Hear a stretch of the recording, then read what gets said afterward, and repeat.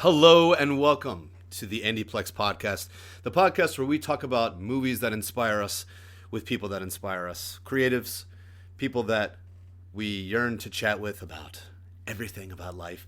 I'm your host, Andy Plex, and this is episode 62, Star Trek IV, The Voyage Home. Now Sixpeeting, and now 2 in a row.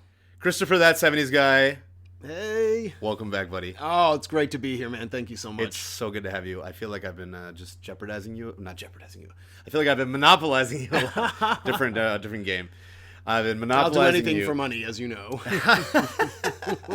Pass go as much as you can. Yep, that's right. Jesus Christ. Can I get my 200 now? Mm-hmm. I'm about to round the bed. You know, this is like how many times for me. But anyway. No, this is great because we today are discussing the now 40-year-old masterpiece that we just saw in the theater together. Yep. Star Trek IV, Voyage Home, directed by Leonard Nimoy, starring William Shatner, Leonard Nimoy, DeForest Kelley, James Doohan, George Takei, Walter Koenig, Nichelle Nichols, and Jane Wyatt, and also Catherine Hicks as Jillian. Big as shout out. Jillian, Honestly, she should be the second build. Mm-hmm. Mark Leonard as Sarek. And we get Robin Curtis back a little bit in the beginning off of the third part. Yep.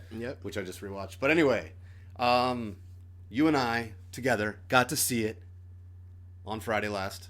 Yeah. At the Academy Museum with none other. George Takei. Sulu was there, and he spoke for damn near an hour. It was, about an hour. And this was before the movie, right? Yeah, it was before the movie. Yeah, they had him in before the movie because, he's not a spring chicken, but... He's not a spring chicken, but I feel like he was like...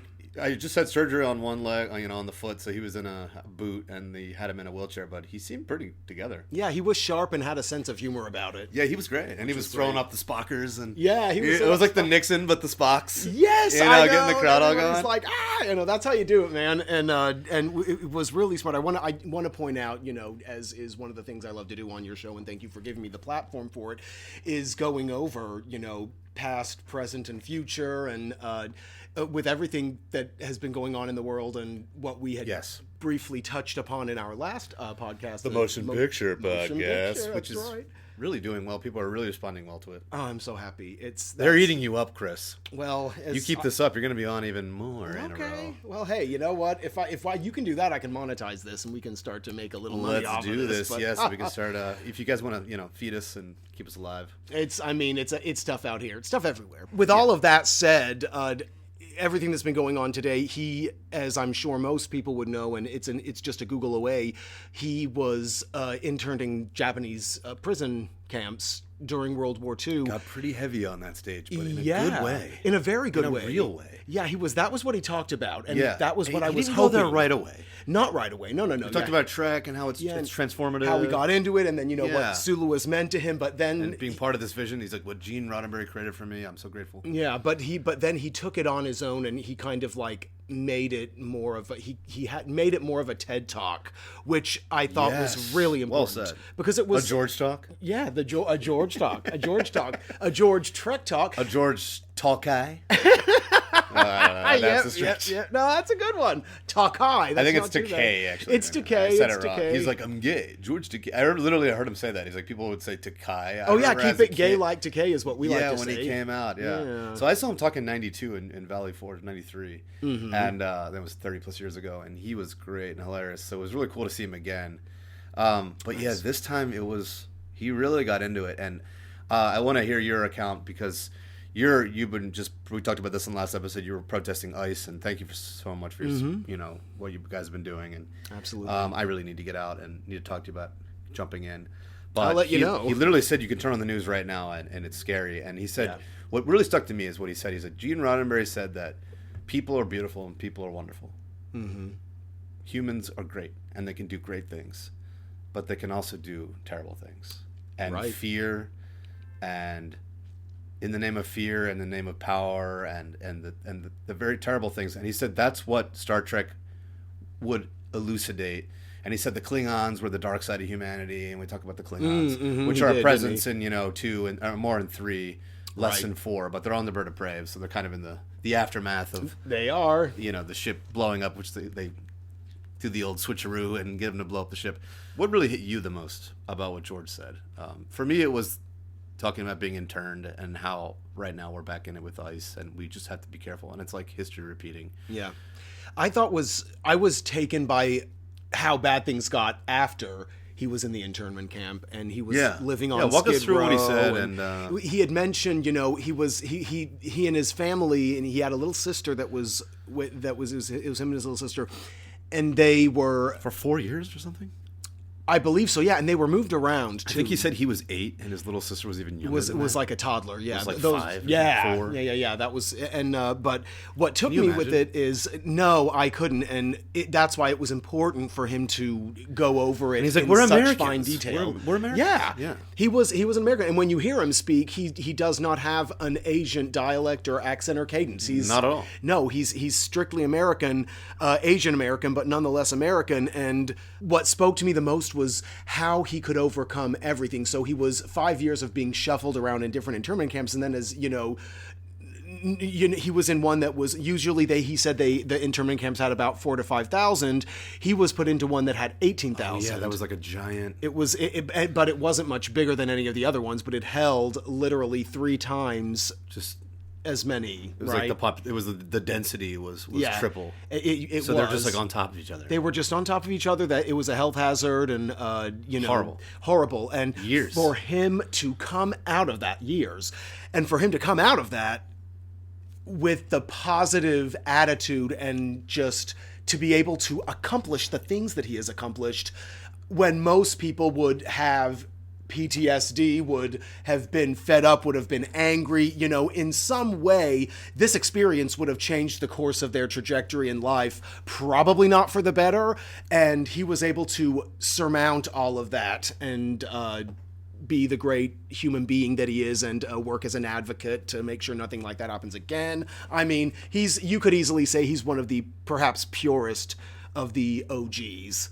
Just in his experience, where he came from, being gay, the whole thing. Yeah. I know we said this in the last episode. You saw him in, he was the Arch Chancellor at the Pride. Was it a couple years ago? He was the Grand Marshal. Yeah. Arch Chancellor. Arch Chancellor. Yeah, he was the Grand Marshal. At the 2024 Hollywood Pride Parade. Okay, so almost, it'll be 2 years ago this summer. 2 years ago this summer. So a year and a half ago or so. Mm-hmm. That's incredible. I know, and he... I know they talked about how many books he'd written and how much he'd done. I mean, beyond Star Trek. Yeah. But Star Trek has given him a broad platform to preach for change, and it just it kind of hurts. It almost hurt me that he had to see what's going on now. Yeah, that's upsetting. It really is. It's like here we are. We think we're pushing and pushing and pushing, and now we're talking 60 years. Happy 60. Happy 60. So he was one of the original cast in season 1, TOS, and then the 6 major motion pictures with the TOS cast, and here he is now. It just seems like we're turning the clock back. Yeah. But I think that's really what he says, that the power for humanity is there, and we aren't innately good or evil, but we have both in us.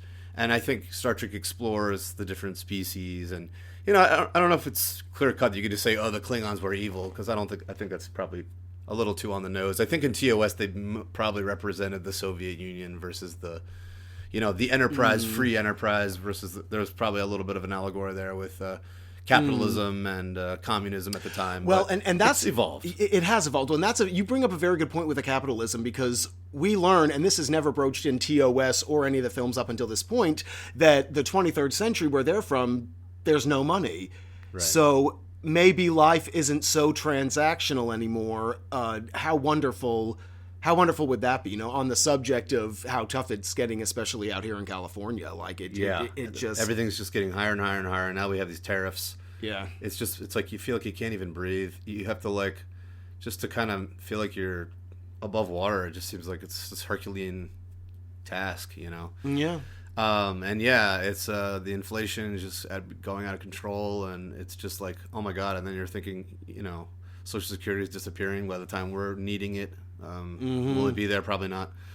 Just it's been a lot. It has. But yeah, to talk about the transactional dynamic of going from now to 86, and even in the movie, like in Voyage Home, and it's ultimately what I think about this movie that for me makes it stand apart is it's it's so fun and it's so joyous. Yes. And what you said about George and actually coming at it from a positive angle, because it's so easy to be negative. It's so easy to be like, screw everything. Mm-hmm. You know, why even bother leaving the house in the morning? Why bother going on? It's like, well, we got to live our lives. We do. I mean, you're running into more and more people each day, you know, saying that they have trouble getting up in the morning, and you know they really do. Yeah, depression's at an all-time high. It really is. You know, the pandemic, and then I'm sorry to go there, but no, I want to. I mean, I think it's important to acknowledge that what we have been through in the last 5 years is more than anybody I think has ever had to take. Well, not Nazi Germany,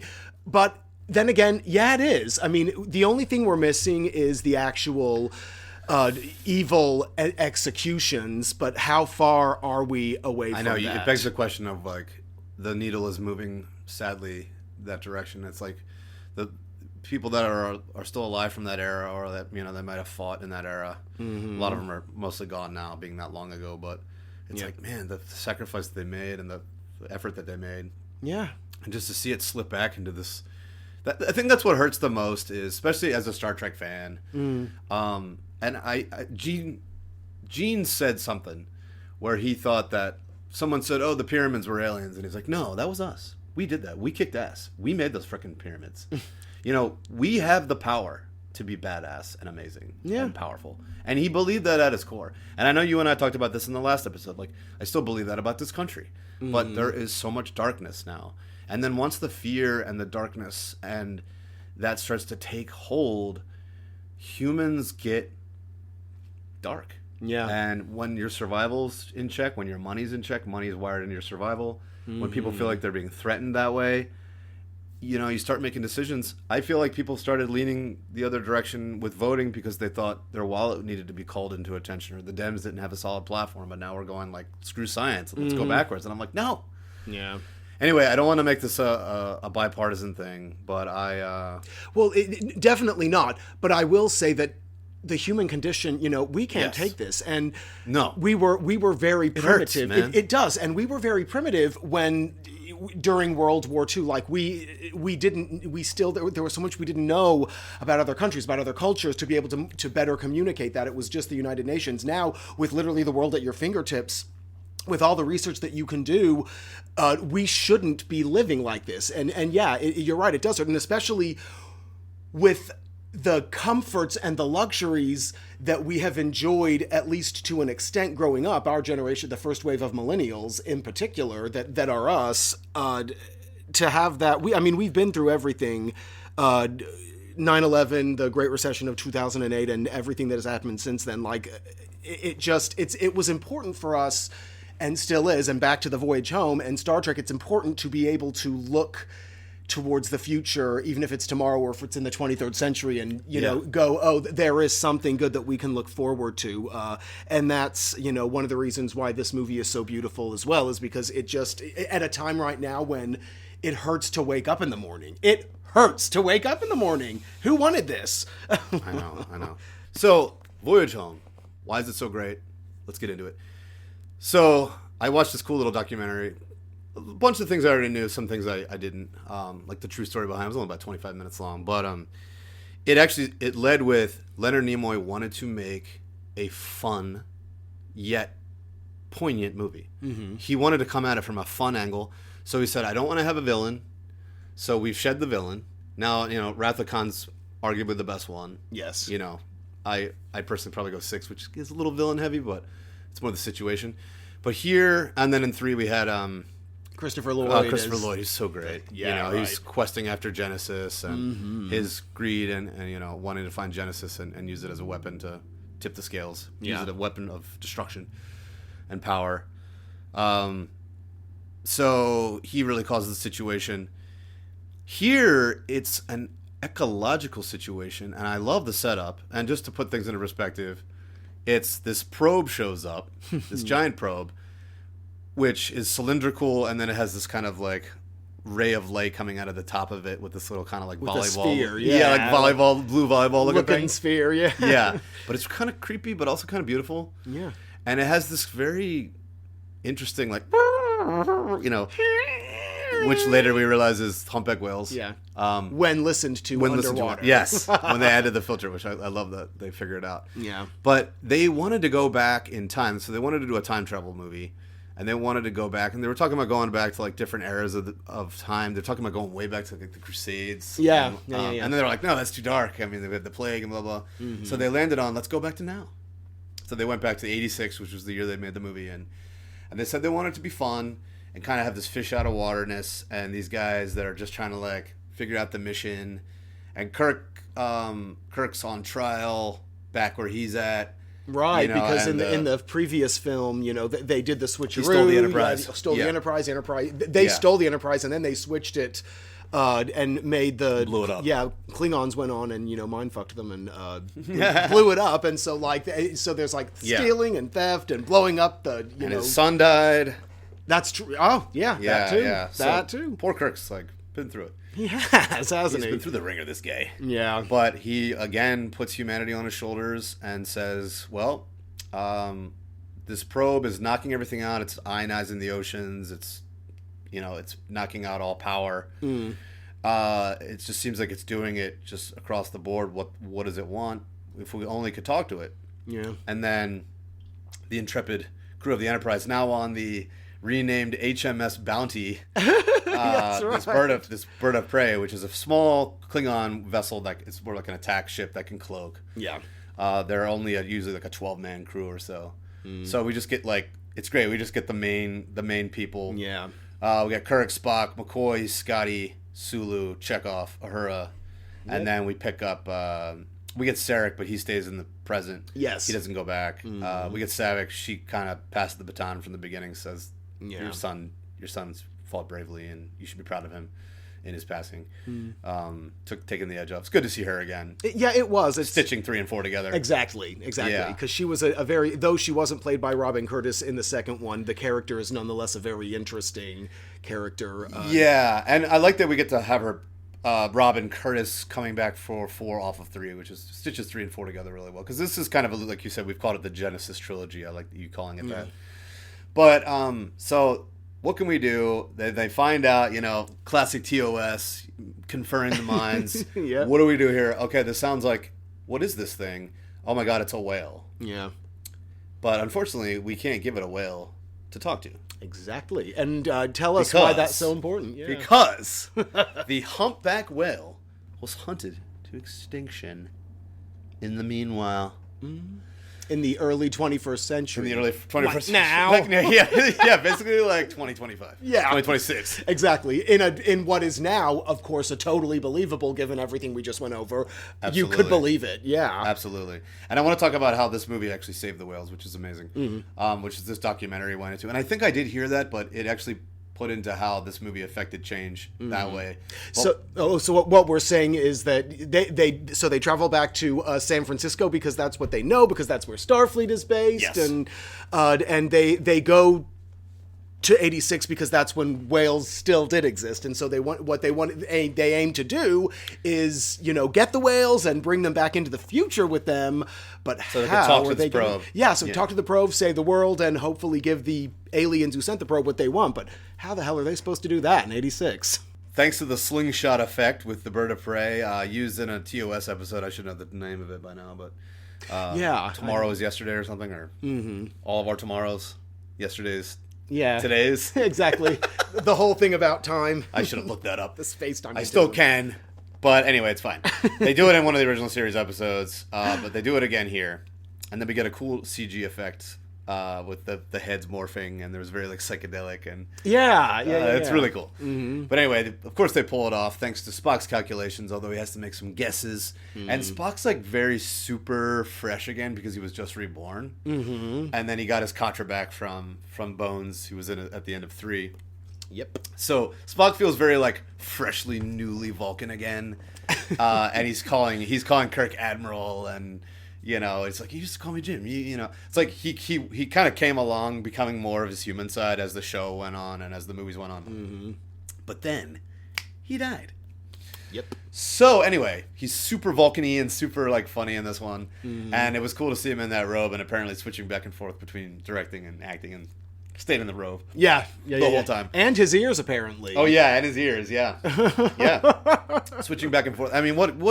Can we just round of applause for Mr. Leonard Nimoy? Yes. You know, just one of the most remarkable human beings who ever lived. Just great. R.I.P. We lost him in 2015. But what a career and legacy he left. And I honestly think this movie, in a lot of ways, paved the way for 1 year later we had Next Gen. And this movie was a huge hit at $21 million. It went under budget by $1 million. It was supposed to be $22 million. That's right. He brought it in under budget. Yeah. And it was like half the budget of motion picture and ended up doing like 130 some worldwide. It was a hit worldwide. It was a hit with new audiences, so it was infusing a lot of people that weren't really into Trek. Yeah. And I think, you know, if you're going to show somebody that's not into Trek, one of the Trek movies, I'd say go here. They might be a little lost. Why are we on a bird of prey? But who gives a shit? Yeah. You know, whatever. Yeah. It's fine. Right. Whereas 3, you probably need to watch 2 first. Right. 2 is a good starting point. Yeah, 2's a good starting point. I put a lot of people on 2. Yeah. That was actually quick confession time. That was my start, my foray, and I'm kind of a late in life Trekkie, but I am a definite Trekkie in this. And you're watching TOS right now. I am watching. I'm completing. Yes, I am now a purist and a completist as I do. But yeah, when I first got into the Trek, it was by film clearly, and it was the second one first. Yeah. And that was big. It was big. You know, these were big deals. They were basically big budget episodes, but you know, the movies have their own life. There's now 13.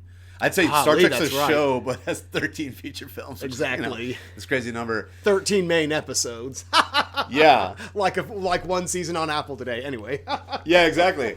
I knew this movie was a big hit, but I didn't realize this was the biggest hit of all of them until the 2009. Okay. So, it, you know, for 23 more years, you know, it reigned. Yeah. As the biggest the biggest hit, and its budget was very. I mean, you think that really wasn't that much in 80. You know, in 86, I mean, that still was pretty economical.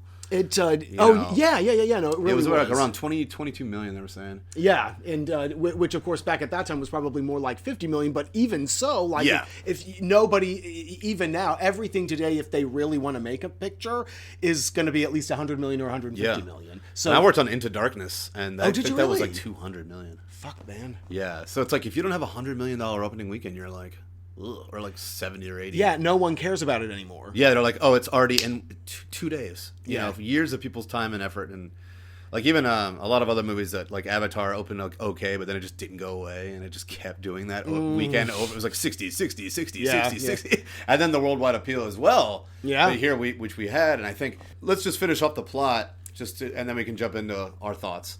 But so they decide to find 2 humpback whales that are in captivity in San Francisco. Yep. That are basically like a SeaWorld-esque kind of exhibit. Yeah.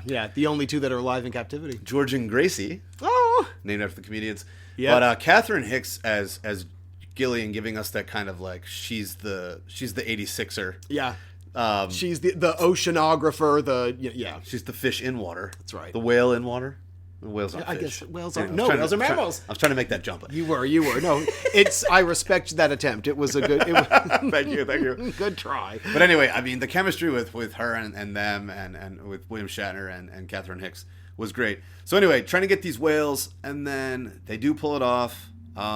But it's a fight. And then we kind of have the B team having to get basically power because the dilithium crystals from the time jump, of course, got all fucked up. And, you know, you got to give Scotty and Bones something to do. Mm-hmm. Well, and everybody gets something to do, though. That's exactly right. Yeah, one of the best things about this one is that not only is it pretty much just the OGs plus the new people in San Francisco, but the primary focus isn't like you had mentioned earlier. There's no villain. There's no Kirk against Khan or Kirk against the Klingons. It's situational. Yeah, it's situational, and we get cutaways to Uhura and Chekhov and Sulu and Scotty, who are they're all going off and finding things that are in our world today, so that they can try to recreate, like you said, the dilithium crystals, and get a secure place on the ship. You always gotta get the dilithium crystals in order. Those are, and I'm realizing going through the TOS again, like those are mentioned almost every episode. And and I know why it all comes together now. Woo!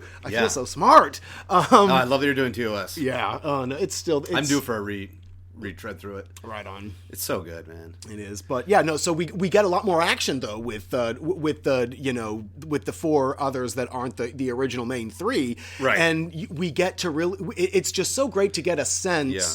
I love Uhura and George and Sulu. Yeah, Uhura and Sulu together are and they got to get the glass to put the whales in, to put on the ships, and to take the whales back, and then they got to get the power. And so it's Chekhov and Uhura go to they find like the nuclear plant, and right.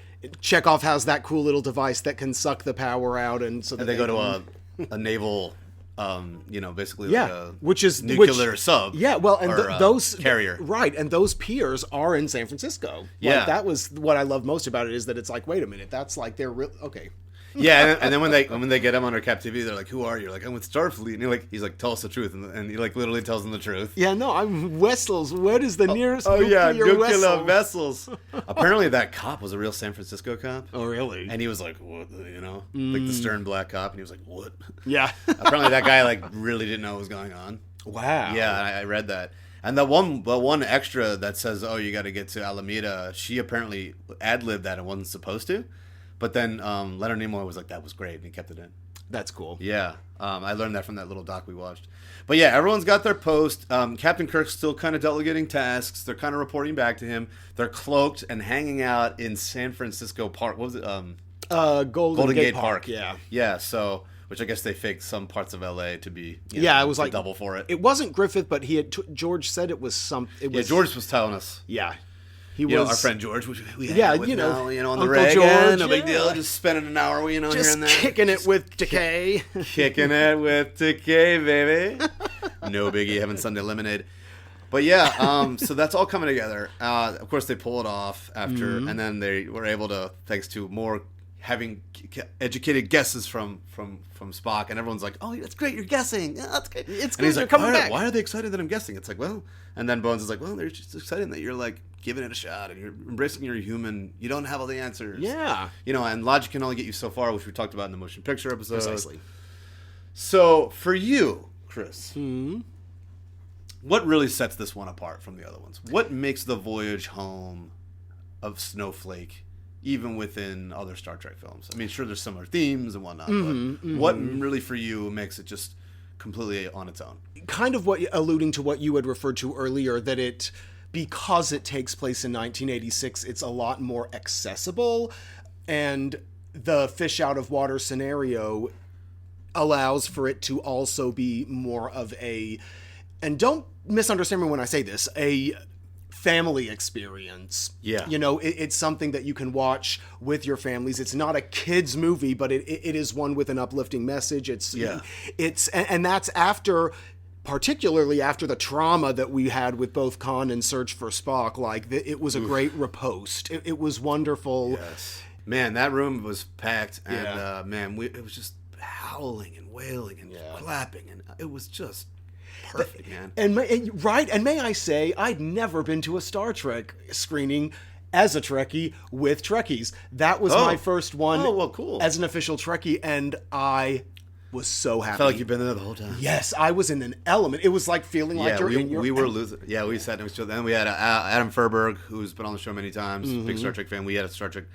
we had the Jew and the Gentile for years on Trek Radio, and big Trekkie. And he's about to have his third baby, so getting him out is very cool. Godspeed. Brett Swanson, screenwriter, and then Blake Spencer, and then his girlfriend Amy. It was Amy's first time seeing the movie, so getting to see, and she was like, "That was so funny," and she was laughing, and anyway, it was just a joyous affair. But getting to see it in the theater, but of course watching it over the years, and I've watched it with my parents. They love it. It's my dad's favorite. It's my dad's favorite too. You laugh through it, and it's fun, and like you said, you're back and it's accessible. Yeah. And I'm glad they made it, because I really think it was a ramping off point. Now, to get 1 year later, we get Next Gen. And then after Next Gen, it really was off to the races with more series. Yeah, it became what Roddenberry originally envisioned it being, not only in terms of, the motley crew, but in terms of the success, in terms of the offshoots and the complete direction, and everybody's interest just all of a sudden exploding. And that I want to take that back to the accessibility, because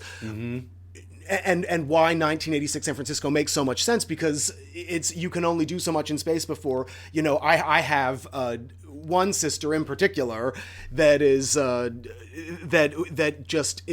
these kind of movies and aren't her thing. So there would be no way to really entice her with it. But just over the holidays, my dad and I actually sat down with her and talked about the importance of ecology and the importance of what Nimoy was saying about Voyage Home, and that actually got to her. So yeah, that's incredible, man. But yeah, since you said ecology, I'm going to go into that environmentalism. At 40, why environmentally is this movie still on the money? Because it's still relevant. Absolutely. Right? It's nothing has changed, it seems. Like, you look and it's like, well, yeah, things have changed, obviously, but you see these films and you're locked in. And and as I like to say, and this is a term that my brother and I use, is what I like to do is mind meld with the film, right? And like just surrender myself, mind, body, and soul. This is where I am. These are the people that I'm with. I'm on the streets of San Francisco. When the movies are this good, it's not a jump.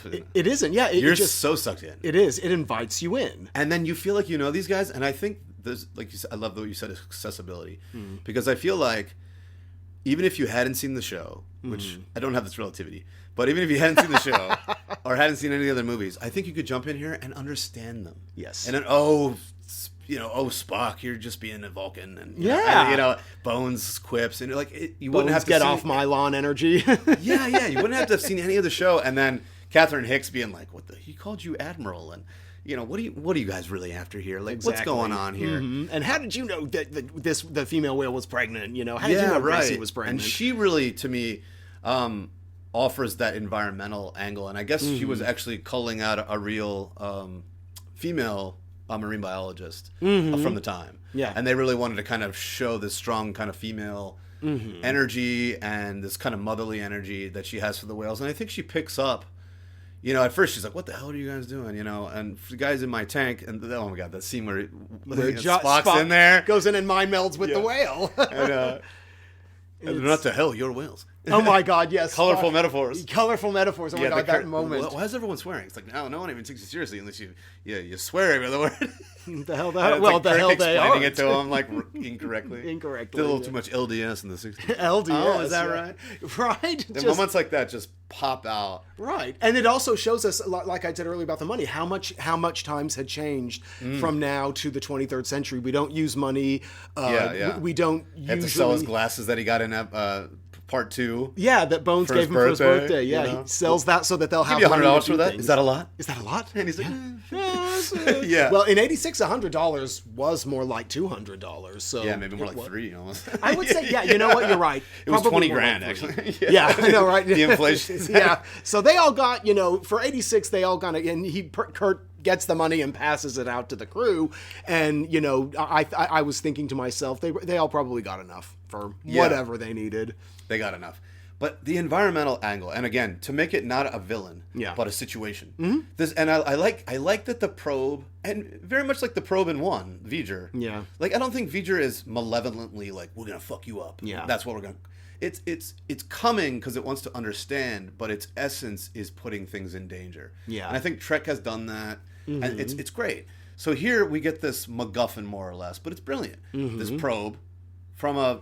If you think about it, you're like, okay, there's a whale species from another. There's actually a Voyager episode called Distant Origin from the Delta Quadrant. They're on the other side of the galaxy. Yeah. Not to drown you in more Sure. canon. Yeah. It's a great episode, but it's like these aliens that are actually derived from these like dinosaurs that were on Earth. Okay. And then it becomes like a court. They're like, we're not dinosaurs, we're not from Earth. And then there's this whole court scene, and it becomes like the court wins, and it's the archaic court. From like very ancient times. They had such great writers, Harlan Ellison, and amazing. Yeah. But yeah, long story short, we got to get this probe, but humpback whales are extinct. So I love the idea that like, oh man, we've hunted them into extinction, and we got to go back, and that's why we got to go back because they need to talk. Yeah, because they just need to talk. Yeah, the probe just literally needs an answer, genius, man. Right? Exactly. I love it. And no one's the bad guy. No one's like, I'm going to get you. Give me Genesis. Oh, my God. But what Twirling their mustaches. But what is another theme we did talk about in the last one? Communication. Oh, my God, yes. right? And Yes, that's yes. what this probe Which needs. Star Trek is all about. It is. Yeah. That is of course the sign of a great franchise, of a real something that is really envisioned. Yeah. They could take it from the original series to the film in keeping with OGs, and The DNA of Trek is so strong in that. it really is. And the fact that each of the series, the episodes, the films are completely on their own terms, yet they all feel the same in terms of themes, in terms of everything, and it's so subtle you don't really realize that that's what's happening. Exactly. Yeah, and it's not selling out to get more people into Trek. It's going to what Trek is all about, Yes. in the DNA and makeup, but then widening the appeal and making it more accessible by bringing it into 86, by making it more fun. Yeah. And it's not like, oh, this is just silly jokes. Like, there's still the stakes. Yeah. Like, if we don't do this, everyone's gone. Yeah, everybody's going to die in the Everyone's future. gonna die. Yeah, all our Just everybody. just everybody. Just everyone. Yeah, just everyone. It's not Kinda like now. it doesn't defang the stakes. No. It doesn't take away any of the drama, any of the tension. If anything, the stakes are massive. My favorite movies are the ones where the stakes are that big. Yeah, no, it's I like Khan and the first three. No, I'm not going to point out call on any in particular. Sorry. Yeah. Let's go on. No, four. I really think four sticks out in so many cool ways. Yeah, no, and yeah. it really is a linchpin that led us into the next. And can we just talk about Catherine Hicks for a second? Yeah, sure. She is just. She was great. I've seen this movie 20, 30 times. I don't know. Yeah. But seeing it this time, it had been a couple of years. But then obviously seeing it on a gigantic screen. Yeah. I just fell in love with her, man. Yeah. I was like, man, I am in love with this person. I felt like Kirk was kind of too, but they never like fully got there, but it was perfect. It was because instead of losing his moral and ethic, which is, I guess, something that in The Wrath of Khan is alluded to. He's got this illegitimate child with Carol Marcus, and he was kind of a wild space cowboy. And as was repeated, Should have used the condom. Abrams, yeah, should use as was repeated in Abrams. He Space condom. and he cheated the Kobayashi Maru test. Yeah. So like, when in the scenes between them believe in a no-win specifically, scenario. I know, right? In the scenes between he and Catherine Hicks especially, every time I see it, I'm always waiting for him to kind of turn into a Don Juan, but he never really like he kind of does on the show a little. Yes. Yeah, Because like, all right, bro. let's be honest, William in the '60s was kind of a smoke show, but Yeah, man, anyway, he's something. he was. Yeah, it never becomes that kind of like sleazing around, space sleaze. It's just very, and they respect each other, and obviously she's feeling him out. They're feeling each other out. He's trying to help the whales. She's not really sure why, but I think her maternal instincts kick in for these whales. Yeah, and she more or less is their mother. Yes, and she's so concerned. They're about to get released back into the wild. Albeit with a transmitter, so they can like kind of keep an eye on them. So they can track them, but of course, whalers. The whalers are literally waiting right outside the Golden Gate Bridge over there. They're like waiting over there. Yeah. I love the sequences with the bird of prey and at the end, and because the whales do get released, and they're like, "Oh shit, we gotta go get them." Yeah. And so they have to like intervene, and then the ship's cloaked, and the harpoon like hits the cloaked ship and bends, saves the whales. And you get to be like, "Screw you, whalers! F you, whalers!" And exactly. That's the environmentalism really being like punch, Yes. and you really get that catharsis. Yeah. Because you get to see the destruction during the whales being killed in the documentary in the gift shop, or the visitor center. Yes, yeah. Before they're getting queued up to do the tour. Yes. And even I remember Amy, Blake's girlfriend Amy, she was like, "Oh man, watching that." The slicing of the flesh and kind of like the Moby Dick for the oil. Which is actually something like that would garner a film like PG-13 or R maybe even, because that's the most brutal moment. It is. For those that don't know, there's just to drive the point home, Leonard is not shy about showing footage of what happens after they catch whales. It's not pretty, and unfortunately, it's something that, again, is still going on today.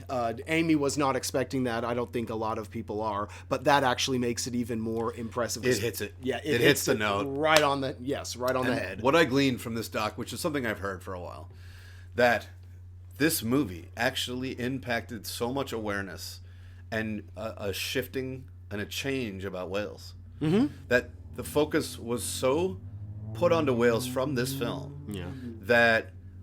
all these organizations reached out and stopped, and actually shifted and actually making it, the commercialism actually helped in that shifting the commercialism off of killing them and turning them to oil or whatever into watching them.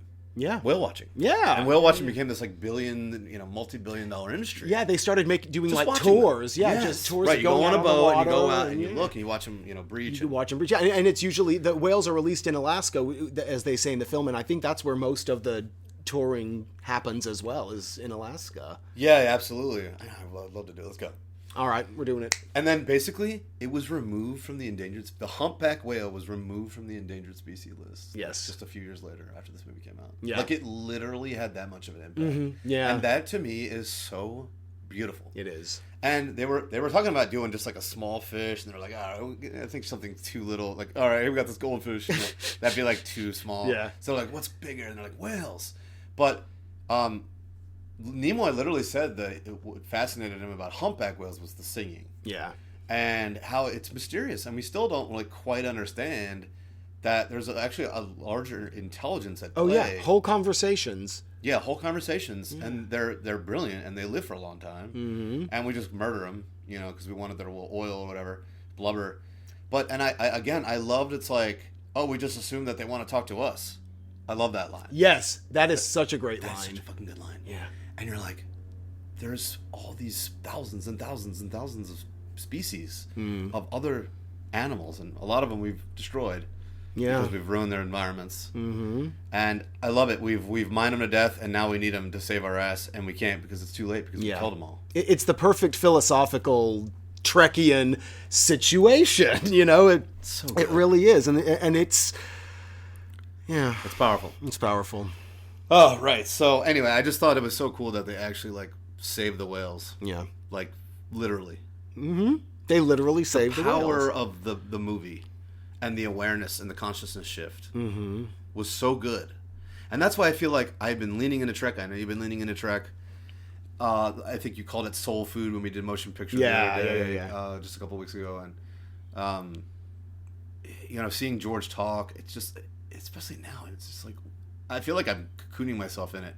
But hearing that if you actually do change the awareness and change the consciousness, you can actually change the world. Yeah. And that's some powerful And it starts with communication. Starts with communication. That's powerful stuff. And I want to be able to I guess for me and Chris, my depression and anxiety about the world is there's this I'll just turn the news off, or I'll just shut it off, or I'll just focus on me. Right. But that's not good enough. Well, it isn't because I feel like putting your head in the sand doesn't help. No, it really doesn't. It hurts more. It does. Pretending like it's not there is, that's no good. Yeah, and that's what typically, as someone who suffers from PTSD, that's how PTSD works.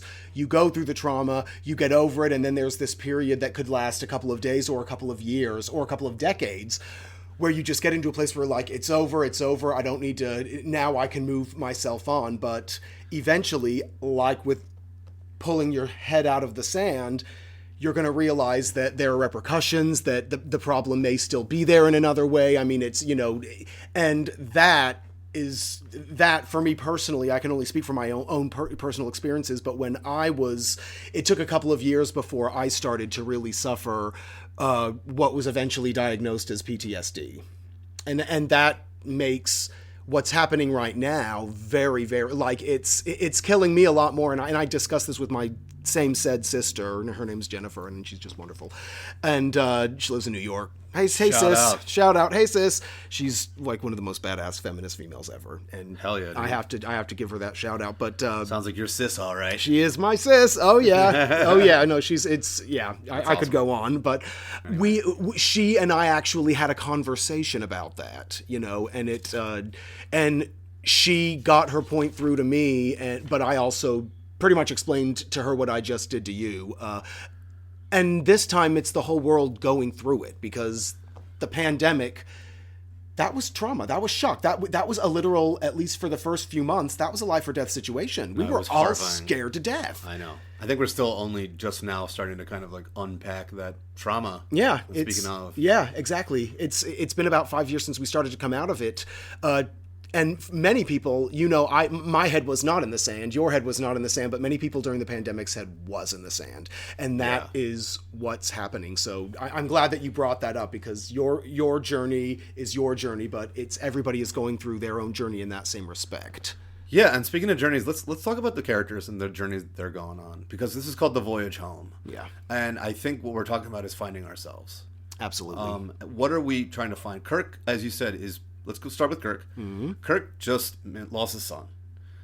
He's basically on trial. Apparently, an earlier draft of this movie was called The Trial of Kirk. Oh wow! And basically, they got like a swath of that in the beginning, where the Klingons like, we demand his, we will not any other option besides him being extricated, and he must be made to brought to justice. Thank you. Yeah. So they got that in there, and then obviously there was the big court case at the end, which ended with him being demoted back to captain. But he gets to be back on the Enterprise. Yeah, and if you think that's a 4-movie arc. Yes, because I forgot, and I mentioned this when we did a motion picture. I forgot he was an admiral by the time we start the movie. Yeah, by the time we start motion picture, it's Admiral Kirk. Yes, and then in Wrath of Khan, Admiral Kirk. Admiral Kirk. I never even met Admiral Kirk. I know. Admiral Kirk. And he's like so jealous and pissed off. He's like, he abandoned us here, and now he's an admiral. And now he is an admiral. But he's trying to get, and Decker's like, you're trying to get my job in the first movie. Oh my God, yes. Yeah, stop competing with me. Yeah, and they're like, no, but you can be the science officer until Spock comes back in 5 seconds. And then Spock's like, he's like, oh, okay. Keep moving him, and poor Decker just kept moving farther How's and farther. That totem pole looking, right? Yeah. Yeah. So, what do you think Kirk's arc? I gave my 2 cents just now. I think it's very much him trying to find his way back to being the captain again. Yes, I think it's and maybe Leonard directed this for a reason. I think that what I'd mentioned earlier about him not kind of breaking into Don Juan for just a second. Right. He is Space Don Juan. Yeah, I know. The Space Don Juan. SDJ. He's totally keyed into what he needs to do. And most of his screen time with Catherine Hicks is talking about the whales, and he's averting talking about the future. He's not trying to get into a relationship with her. I think it's about redemption. And I think that he is, the whole thing is his redemption to everything that he caused in the second and third film, and clearly with the court scene at the end. Yeah, they're like, "Oh, we're willing to drop most charges due to the fact you've saved the human race." I know, right? Yet again. Yeah, and it's like, how mad at this guy can you really be? It's like, dude, he's literally saved our ass. But yeah, and I like that. I think he is trying to, and I really think he puts himself out of himself when he goes back for Spock in 3. Yes, he doesn't do it for any kind of self-service. God, no. He's not trying to forgive himself. He's trying to help his dear friend. Exactly. And that's a return to home for him, I think. I think you're right. He's just my friend. And even Bones McCoy, who, they have to play friction. Yes. Oh, he's doing this to get revenge for all those arguments I won. Exactly. That's from 3. It's yeah. And it's just but at the end of the day, that really is the power triad. Yes, of yes, the it 3 is. of those guys. And at the end of most episodes, they have their moment, at the throne, yeah, the Kirk throne, and they have their moment. That's right. And then there's usually a jab at Spock, and he raises an eyebrow, and he's like, "How insulting!" You're very human. But then he's like, he was so human when he dies and is reborn. Oh God, that makes me cry every time. At the end of the second one. Let's talk about Leonard Nimoy's arc. Yes, okay. It's really, again, pulling double duty here. Something as a kid I don't even think about. Mm-hmm. He wasn't really in 3 very much. He was mostly other actors aging up back to Leonard Nimoy at the end, right? Where they go to Mount Sinai and do the Katra. The Katra, remerging. Katra ritual. Yeah, the Katra, which is great. Mm-hmm.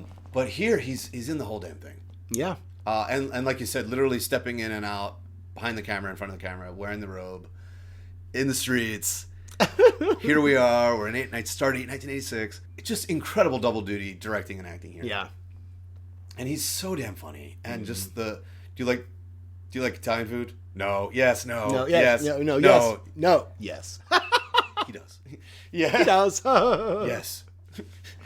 Just moments like that. It's just so brilliant. The search for Spock. He's been found, but now we open the movie with, "How do you feel?" He's he's kicking ass as a Vulcan. It's asking, it's hilarious. That got huge laughs too. And I always laugh at that part. But what's the crystalline density of it's like oh my god, with like the hardest questions ever, and he's just like 14. Yep. And then it's like, how do you veil? And then he's like, just sits there. Just sits there like, what? What? How do you veil? I don't understand the question. That question is not logical. And then his mother. His mother, Amanda. And Jane White was Amanda on the original series, just like Mark Leonard was. Yes. Sarek, his father. Sarek, yeah, Sarek. Yeah, Sarek, his father. We'll get to it too. I mean, Sarek is an extension of Spock, and he's the one that comes to Kirk. He's like, you got to save my son. He's like, what are you talking about? Yeah. He's gone. He's died. It's like, only his body was in death. You have to go back. He would have found a way. And then they watch Wrath of Khan on VHS, and I know, right? find out that he mind melded with Bones. That he mind melded with Bones. That's right. But here, Sarek is like just part of the Federation. He's just worried, right? Well, and he seems more human too, because we see a sense of urgency in him, don't we? Yeah, we do, and a sense of vulnerability. Yeah. I mean, and in the show, he's very much like, he's always like hiding and meditating. And, there's the famous episode in the second season where, he comes aboard the Enterprise. I love that one. I do too. Yeah, do you remember the name of it? Shit. I don't. I should have looked it up. Middle of the second season, though, but it's okay. In the episode, it's showing that Spock and his father are at odds over his decision to come to Starfleet instead of carry on more Vulcan traditions. Absolutely. Which I think that arc introduced then in 1967 or whatever. 20 years later, 19 years later, gets an ending, and the ending always gets me. Where Sarek is like, "Your friends are pretty cool, and and he's like, and you've saved the world." He's like, "Yeah, I see you." He's like, "You know what? I'm sorry," and he said, "I'm sorry." Yeah, he said, "I'm sorry that I didn't support you." Yeah, in your decision, that I was counter to your actions or whatever he says. That's right. It's Vulcan way of saying it. Yeah. Freaking Mark Leonard, man. Oh my God! Yes. What a legend, for real. I mean, Sarek, but then also he was a Klingon too, right? Yeah, and then he was a Romulan. He was the Romulan, the head Romulan in Balance of Terror. Yes, that's what I was thinking. Yeah, he was the Romulan. Romulan. He played a Klingon too. No, I felt like he played a Klingon, but I might have. No, he played a Klingon in Motion Picture. Aha! Good memory. No, because I remember we were watching it at your place, and I was like, Mark Leonard has Klingon, blah blah, and I was like, what? Wow, I didn't even it was in such heavy makeup. Yeah. So he's been everywhere, and then he came back in Next Gen as Sarek. Very cool. Which you'll get to. Which I will get to. Some really good ones. There was actually one called Sarek, which is a really good one, where he's emotionally he's having a disease. It's like a psychological. It's like because Vulcans are telepathic. Yes. So he's having like a telepathic, like old person's telepathic disease, but it's affecting the entire crew. So the whole crew starts going crazy. It's a great episode. That's okay. I can't wait. Yeah, I can't wait for that. And Picard is not immune to it either, and he's losing his shit. Oh. Yeah, but yeah, I mean, Mark Leonard comes back. Spock comes back. Unification's a great episode. Part 1 and 2. Wait, Spock comes back? Yeah, Leonard Nimoy's in Next Gen. A famous two-parter that apparently had one of the best ratings of a show had for a long time. Yeah, Unification Part 1 and 2 was a great two-parter. But Mark Leonard was back a few times. Anyway, but getting to see the same actors play them, and then him accepting him at the end. For Spock, for me, it's self-acceptance.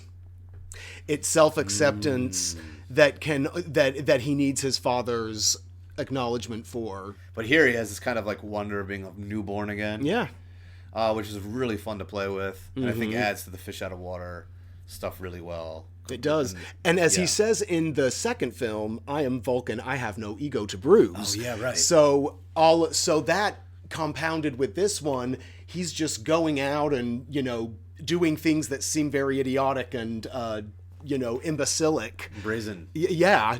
Just going in and mind-melding with that freaking whale. Exactly. And in his whitey-tighties. In his whitey-tighties, exactly. And he has no ego. So, even when he gets called out on it, he's like, I'm just doing what I'm supposed to be doing. Yeah. I was just talking to the whales, bro. Yeah, we're trying to get these whales, right? Let's get to know them. I mean, you want to talk to them, talk to them. Mm-hmm. That's what I just did. They're a little upset about everything. Yep. I know, right?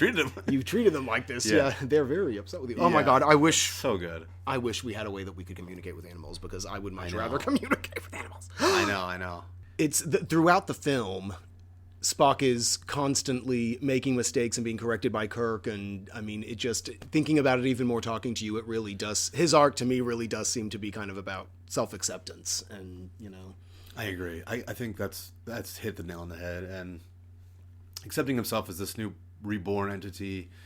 And I feel like he did it for him. He didn't do it for Sarek, but Sarek saw the real connection he had with these guys, the real kinship that he made, and that these guys are great, and they literally saved the world. Pretty cool. Yeah. Pretty And badass. then, it has kind of a Russian doll syndrome where it's like Leonard Nimoy as Spock, but also as Leonard Nimoy was able to affect positive change and save the world too, in a lot of ways. As the director and creator of this, and of the show, we got Harv Bennett back, who's brilliant. And then shout out to some of the writers. We got Steve Mearson, we got Peter Krikes. They brought Nicholas Meyer back. Yeah, he came back for that. Apparently, he came in clutch for some, adding a lot of awesomeness to it. And he came back to do 6 as well, and wrote and directed 6, which is my actual favorite of the TOS movies. And splitting hairs, but I love 6 so much. But yeah, I got to see it with him in summer of 24. Yeah. And, where was that? It was at the Arrow. Yeah. Yeah, it was at the Arrow. And he spoke before, and he said, "Thanks everybody for coming on the most beautiful day ever and sitting indoors in the darkness." And it was like a perfect June day. It was like 1 p.m. screening, it was like a day screening. And he spoke great, and he was great. And he also, obviously did Wrath of Khan. So yeah, getting him back on board. But no bones about it. Leonard Nimoy is the master of Star Trek 4, and he. Just the performance and the direction, I just think it's so beautiful. Yeah. And I think there were some arcs in DeForest Kelley. I felt like as Bones McCoy had a very parental edge this time. Sure. To Spock. Yeah. Because I feel like he in a way helped rebirth Spock. And there's the kinship forged by mind melding and him carrying his Katra around. Right. Now, that's what I was going to say. Is like that's kind of a metaphor for pregnancy, if you will, even because he's literally carrying Spock around with him. Yeah. So he does. He would be more in a way. It's like a womb parental about it. Yeah. Yeah. He helped rebirth him. He helped Scott, and also rebirth himself. Yeah. Because he was kind of like both in pain. Both on different. What was the line from 3? Both souls that. In different kinds of pain or something. Yeah, I wish I could conjure the line now, but got to get that Katra out of Bones to save Bones, but also got to get that Katra back in that body. That's right. Where it belongs. Needs us some Spock. So I really felt like there was a journey for DeForest Kelley as well. As McCoy. I mean, once again, I know we talked about him, the one-liners, but it's more than just the one-liners. He's so great. He is. I just found out we're going to get Thomas Jane as Bones in the new season of Stranger Worlds. Okay. I'm very excited. I love Tom Jane. That's right. I like Thomas Jane too. Yeah, so that'd be cool. Carl Urban did great with him, I believe. Carl Urban was perfect. Carl Urban nailed it. Yeah. But hats off to the OG DeForest Kelley, and I really felt like his arc here too, like in a way he was being reborn too as himself. Yeah. He's unburdening the Katra that he was carrying, but also he felt a responsibility. And he really was there to be a mentor to this newly born Spock. Yeah, and he doesn't really quibble with him. No, there isn't that kind of like, there might be a little bit of that like, oh, you. Yeah. But it's kind of like in love. It's never the kind of like trying to one up him or yeah, which you get on the show, which is fun. Of course, it all came from a place of brothership and kinship too. Yeah, it was never hate. It might have looked like it sometimes, but James Doohan as Scotty, I mean, was so good in this. Oh, he's very funny. So funny. Maybe change the timeline drastically by having this guy invent transparent aluminum early, but you know what? Who cares? Yeah. And when they get back and it didn't seem like it affected anything. It was all good. Well, I mean, it wasn't literally able to be built just yet because they didn't. The guy even says they don't have the materials to do it, but the trade-off was that he gave them a map. Yeah, he gave him a map and gave him a head start, and the scene with him, he was like, "Here, use the computer," and then he picks up the mouse and he's like, "Oh, here, use the mouse, whatever," and he starts talking into it. Hello, computer. Just use the keyboard. Yeah. Oh my God, that was hysterical. Even in moments like the end when there's that kind of I guess it's a dolly shot that's just kind of passing by all of them as the judge at the court is reading them what their offenses are, and it passes Uhura, and it references that she helped them steal the Enterprise in 3, and then when he passes Scotty, I forget the exact charges brought against Scotty, but James Doohan does this kind of like side eye look, like, oh man, they got me, and it's so natural and so Scotty. I mean, I know, yeah, he sabotages the transwarp drive on the Excelsior in 3, and he's like, oh, you think you can beat us in a race? And he's like, oh, I'd like to see the Excelsior versus the Enterprise. He boards the shuttle, the turbo lift, and he's like, yeah. Mm-hmm. And then it's great because he basically sabotages it so they can't chase after them. Yep. When they steal the Enterprise in 3. Yep. But yeah, I mean, he's just unleashed here. He's so much fun. I mean, he's always been fun. Mm-hmm. He's always been a very larger than life character. You right. know, you gotta multiply everything. The time is going to take you by 4, so you can maintain your image as a miracle worker, and lines like that. But here in 1986, he's just having a ball. Yeah. And him being the professor or whatever. Oh my God, yes. Persona they create for him. You know, this like savant genius, which he is. Yes. You know, the best engineer in the world. And at and the time. And Sulu's the one who announces him. Yeah. Yes, he is. And Sulu, and we got George. Sulu was there, man, and he learns how to fly a Huey, a helicopter. Yeah. So he, the aerial stuff. He's very much there. He's very much present. I mean, obviously, not as heavy as an arc as some of the 3, like you said, the Power Triad, the Power Triad from the show, Kirk, Spock, and McCoy, but. He's up in there all the time. He's getting into action. Uhura really feels like she's kind of like running the comms, and she's trying to fix the ship, and she's very much more present here than in 3. Yeah. And in 3, she helps, and she's part of the action. But. Yeah, in 3, she is like the one that makes getting. I appreciate that she is the driving force component that aids them into being able to get the Enterprise back. Absolutely, and that's she has very importance there. In this one. She's, it's not so much an arc, but she's running. It felt like she was just like doing everything, and she was like the and she's the communications officer. And once again, there we go. Communication. Yeah. She has a moment in 6 that I really like where she talks to the Klingons and like pretends, she's like, oh. And they're trying to like get through some Klingon space, and But yeah, and here she's just doing it, and what I like about her is she felt so bad leaving Chekhov.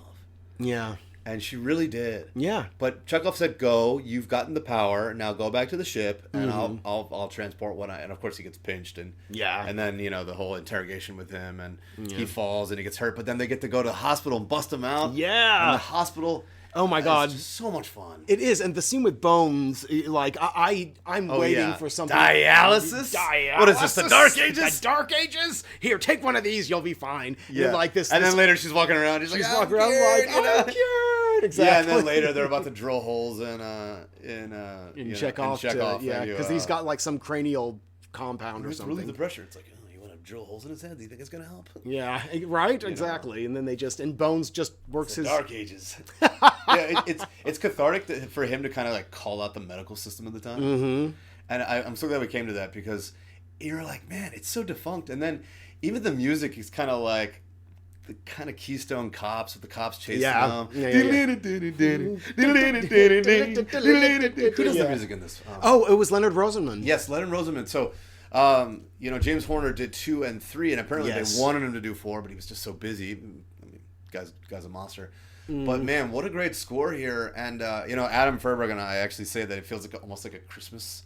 The main ballad is with very, the bells, dun dun dun dun dun. Exactly. That's great. Yeah. And it has this kind of has that like fun DNA that we were talking about. Yeah, it's very bouncy and like, oh, it's warm and it's fun. Yes, the stakes are there. Yes, it's intense, and we got to save the world. And if we don't do this, we're all effed. But man, we're gonna have a good time. It is right. It's like Christmas Carol. Like, dude, it's triumphant. Triumphant. That's great. That's what it really sounds like. And what's interesting is that Leonard Rosenman usually actually did really dissonant scores for horror movies like Prophecy and Race with the Devil. And wow, nice. Yeah, but he also did this one and Making Love. I love how into scores you are, man. I remember when I called you over the holidays, and you're like, I'm just listening to Garrett Goldsmith. Alien. I was, yes. Just chilling in my old room growing up. Listen to the Alien LP that I got. Yeah, no biggie. What are you doing? I'm like, I don't know. And you're like, I'm just like talking to my mom and arguing with my mom. No, it was. So I appreciate that. That's great. Yeah, no, it's the scores are just where it's at, man. But there's moments in this that really stick out for me, like the Russian dance when they're chasing Chekhov, the Keystone Cops Yes. But playing with it, with them chasing him, and it's fun, Right. and they got the gurney, and they're pretending the guy's on the gurney, and they're bursting them out, like you want this guy to die, and they're like, all right, all let him right, through, all right. they're pushing through doors and They that locked whole the door. sequence, and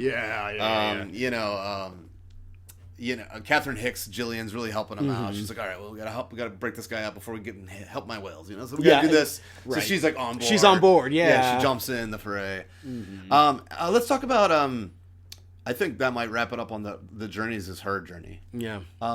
It really, what a powerful, she's the fish she's the fish in water, the whale in water character, but in so doing realizes that she is out of time in a way and comes back with them. Yeah. Because she's so ahead of her time that she's like literally a couple hundred years out of her time, and she cares about these whales so much. She's not motivated by.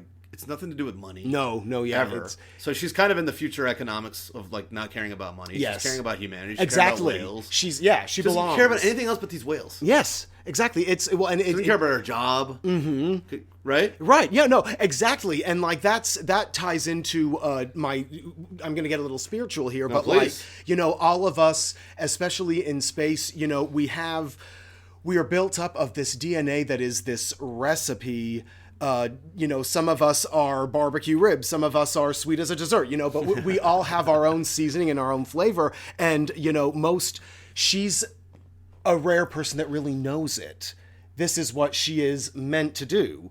And now she's going to go and restart the whale population in the 23rd century. Like and that's when you have a calling like that. That's something.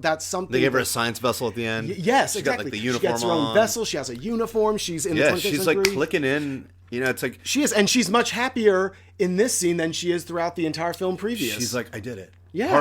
Our arc is there. She's like, here I am now. and like we need people to talk about these. Nobody knows about these things because they were extinct. Yeah. And again, And now we have 'em again. accessibility, literally bringing Yes. a civilian into the Trekian Enterprise Yes, verse. and I like that she begs Kirk to come back, and he's like, no, we can't do that. I'm sorry, Yeah. it's just out of the question. And then she literally jumps on them as they're being transported, Yeah, as he's and being she's like, beamed she up. ain't taking no for an answer, man. She's coming, bro. She is, yeah. Beam me up, Scotty. That's right. No matter what. I love that clearly they couldn't make these roles too prominent given the storyline and what was happening with the original six, but we do get to see Janice Rand briefly in the scene where the probe comes. In the present, and we get to on see the space station. and the nurse too. Or no, when they're on the planet. Yes. Yeah, Yes, well, they're basically in this like bunker on Earth, but it's like I love that the water keeps pouring in, like the poor guys keep trying to replace the glass, panes, and it's like the transparent aluminum is like no, and the electricity's all going haywire. But it's great. It's like a disaster movie. It is, but we get at least 3 of those TOS characters that we. I can't think of the third one, but I remember I counted 3, and I was like, Majel Barrett Roddenberry. Yes. Nurse Chapel. Yeah, Yes. we see her, and then she's also the voice of the computer.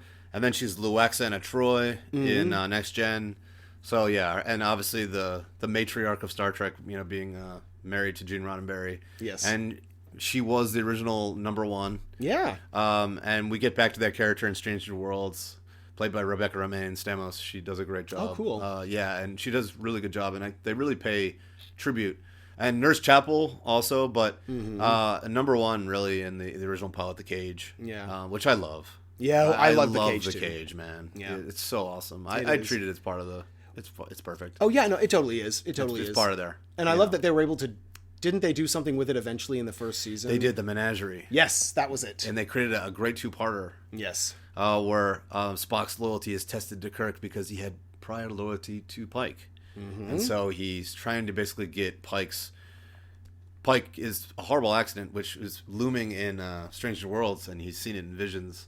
And it's kind of twisting the narrative of Strange New Worlds. It's like he knows he's heading to this fate where he becomes like paralyzed. Yeah, like a vegetable. Badly burned. He's trying to get back to the planet with the Thelosians so he can be with his lady. And, with the psychic powers, they can make him be free of his... That's right. invalid status. The burden of his body. And the burden of his body. I remember that episode as a kid really scared me because he's like kind of freaky. You can only say yes or no with like a blinks on a button. It's the hard. way It's badly burned, and it's not Jeff Hunter in the Menagerie. They hire another actor because I think Jeff passed away, or they couldn't get him. I can't remember at that point, but it was another actor. Yeah, they hired somebody else and did the makeup as Pike in the wheelchair basically. Okay, and the beeps.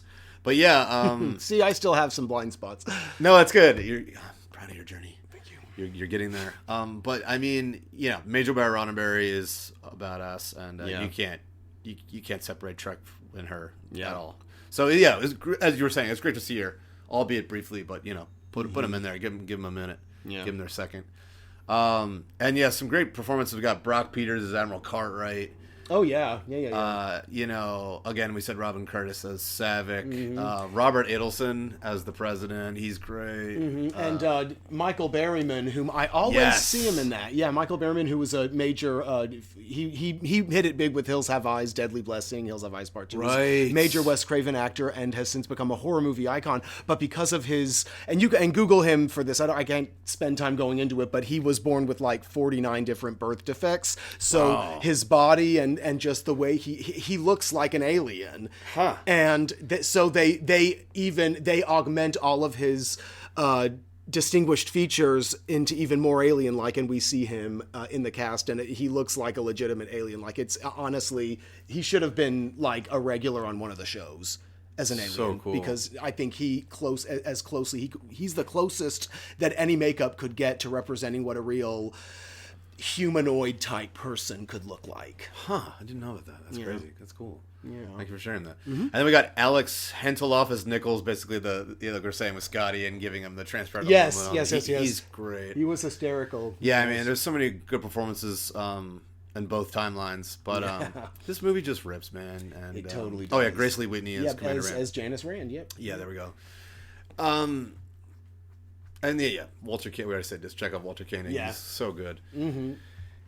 This movie is awesome. It is. It's charming. It's perfect. Yeah, it's 2 hours on the dot. It's lean. Yeah. It flies right by. It really does. You're having so much fun with them. Yeah, you're having such a good time. What a blast. What a treat to see it at the Academy Museum with a packed room with George.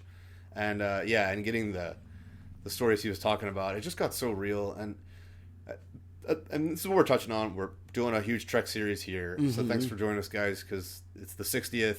It's the 40th of this film, Voyage Home, which really launched into the 1 year later. We got Next Gen, and then we're really off to the races. And then Deep Space Nine, Voyager, Enterprise, and then the JJ era, and then and now we're at the Paramount Plus era. Now the Paramount Plus era, and I can't wait for you to check out some of these shows. Yeah, the DNA is so strong, and I think movies like this solidified the DNA, linchpinned the DNA, and just nailed it. Boom, and it's just hard as a rock, and it's not going anywhere. Yeah. And right now, the world needs Trek more than ever. I totally agree with you. I could not agree more. We need it now more than ever. Yeah, we must heed these lessons. I know. This isn't just fun, there's obviously the swashbuckling and the phasers, and it's cool to see the ships and the beaming and the fights and stuff, but it's rhetoric and it's philosophy. It is philosophy. Is powerful and is necessary, and it's just so important. Again, Chris, thanks for being here. Thank you for having me. Chris out. Beaming out. See you guys. Till next time.